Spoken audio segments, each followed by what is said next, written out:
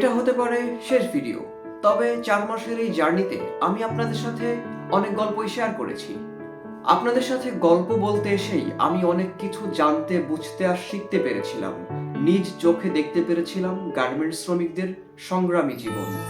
সুদূর গ্রাম থেকে উঠে এসে নিজের ভাগ্যের চাকা ঘোরাতে নীরবে পরিশ্রম করে যাওয়া, হাসি, আনন্দ, দুঃখ সব মিলিয়ে জীবনের এক অদ্ভুত সমীকরণ, সবই তুলে আনতে চেষ্টা করেছিলাম।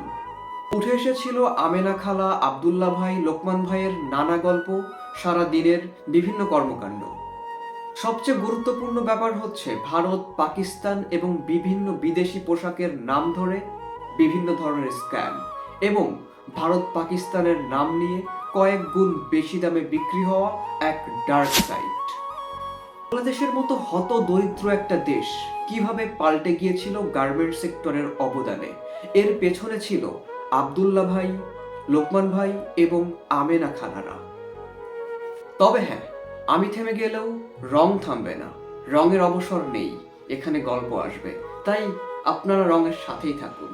আর হ্যাঁ, একটা চাওয়া, যাদের অবদানে, যাদের ত্যাগে আপনাদের এই ঈদগুলো রঙিন হয়ে ওঠে, তাদের অবদান কখনো ভুলে যাবেন না। সবাই ভালো থাকবেন। Good bye.